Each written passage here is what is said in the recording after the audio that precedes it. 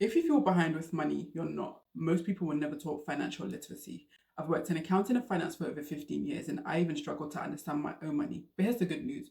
You don't need to make six figures. You don't need to love spreadsheets. You don't need to be naturally good with money. You just need to understand the basics and follow a simple plan you can actually stick to. And today, I'm giving you exactly that. So in this video, I'm breaking down financial literacy for beginners in the simplest way possible. No jargon, no overwhelm, just clarity. By the end, you'll know where your finances actually stand, how to pay off debt fast, how to protect yourself, how to set goals that work, and how to start building wealth from any starting point. Plus, after each section, I'll give you an action step so you can start making real progress today. Let's get into it. Part one, know your current financial position. Understanding your financial position is one of the most important steps in financial literacy because you can't change what you don't know. Before I fixed my budget, before I built savings, before I ever invested, I had absolutely no clue where my money was going. I knew I was overspending, but I didn't know where or by how much, and that ignorance kept me stuck for years. So the first step is simple: know your numbers without guilt or shame. Here's what you need to know: your net income, which is the amount that actually hits your bank account on payday, your expenses, include your essentials and non essentials, and your surplus or deficit, which is the amount that's left over and lets you know whether you're working towards building wealth or slowly bleeding money every month. You want to look at the last 6 to 12 months, not 1 month, because 1 month can lie to you. A full year shows you any one off expenses, any unexpected bills, or any spending you didn't notice. And please don't overcomplicate it. You can use a spreadsheet, an app, even a notebook or pen, or you can use my free budget template if that helps. I'll leave a link to it in the description box below and you can grab a copy completely for free. Just get the numbers down. This information will tell you exactly where you stand. So here's your action step. Write down your income, expenses, and surplus or deficit for the last 6 to 12 months. Part two, set clear money goals. Once you know where you are, you need to decide where you're going. Because if you don't have goals, you'll spend your money as fast as you make it and end up broke. So ask yourself, what do you actually want? Do you want to be debt free? Do you want to build a 6 month cushion? Do you want to save for a home? Do you want to retire early? Or do you simply just want to stop living paycheck to paycheck? When I first started, I had one clear goal: get out of debt as soon as possible. I was so tired of feeling stuck, and that goal stopped me from overspending, especially when temptation snuck in. Once you've decided on your goal, you need to make it smart. So it needs to be specific, measurable, achievable, realistic, and timely. So instead of just setting a goal to say, I want to pay off my debt, change it to, I want to pay off my £1,200 credit card debt in 12 months by paying down £100 a month. Now you have a plan. No confusion, no guessing. So here's your action step. Write down one money goal and turn it into a smart goal. Part three, protect yourself. Before we talk about budgeting or investing, I need you to protect yourself. Life happens. Your car might break down, your boiler might die, you might even lose your job. And without a safety net, those moments can destroy your progress. And I know this because it happened to me.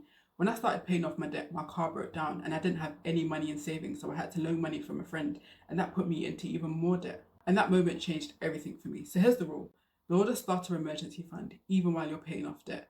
I know most personal finance advice will tell you to just focus on paying off debt, but I disagree. I think you should do both at the same time. So start with 1 month of essential living expenses and then eventually build up to at least 3 months. So this includes your rent or mortgage payments, utilities, food, transport, all the essential costs you need to survive every month. You want to keep it in a high yield interest savings account that's separate from your main bank so you're not tempted to dip into it. And you want to make sure it's easy to access without any penalties. And once your emergency fund is full, you want to pour saving into it. Why? Because of inflation. If inflation is at 2.5% and your savings earn 2%, you're already losing buying power. And later, I'll show you where to put that money instead. So here's your action step. Calculate your emergency fund number and set up a monthly automatic transfer. Part four, pay off your debt. Now that you're protected, let's tackle the thing that's probably holding you back the most. Debt makes you feel broke even when you earn good money because the interest drains your money every month. So you want to eliminate any high interest debt as soon as possible. That includes credit cards, personal loans, car loans. So open up a spreadsheet or grab a notebook and pen and list every single debt. You want to make a note of who you owe the debt to, the balance, the minimum payment required, and the interest rate. Then you want to choose your repayment method. You can use the snowball method, which focuses on paying off the debt with the smallest balance first. This will give you quick wins and it builds momentum. Or you can use the avalanche method, which focuses on paying off the debt with the highest interest rate first. This will save you the most money in the long run because the faster you pay off your debt, the less interest you'll have to pay. I used the avalanche method to get out of debt, and the day I became debt free, my entire financial life completely changed. So here's your action step. List your debts, choose your repayment method, and calculate your monthly repayment plan. Part five, create a budget. Paying off debt is 10 times easier when your budget actually supports you. When it comes to finance, a budget is one of the most important parts. A budget is simply a plan for your money. It's telling your money where to go each month. It isn't restriction, it's how you actually build the life you want. One of the biggest mistakes I see people make with budgeting is creating one budget for the whole year and expecting it to never change. But your life changes monthly. Your bills change, your habits, your routine, your social life.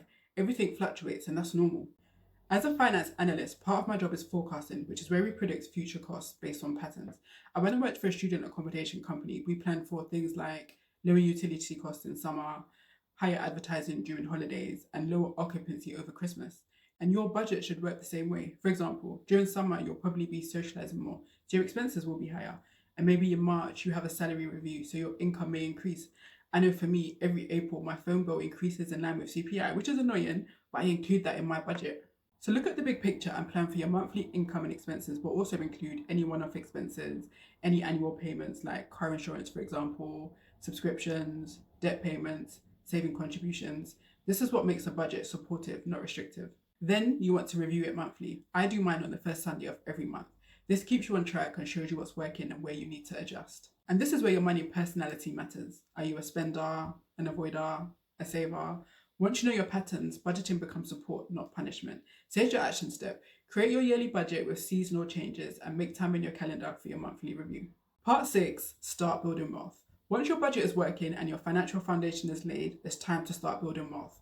This is where most beginners get scared, and I was too. I heard all the horror stories of people losing their money in the stock market and avoided investing for years and wasted so much time and money. But everything changed when I researched it myself and I built up the confidence to get started.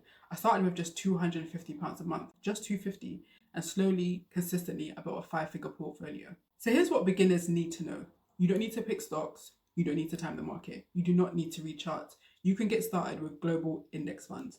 They're low cost, diversified, a passive way to build wealth, and perfect for beginners. You want to automate your monthly contributions and let it grow in the background. Even £50 or £100 is enough to get started. So here's where investing beats saving.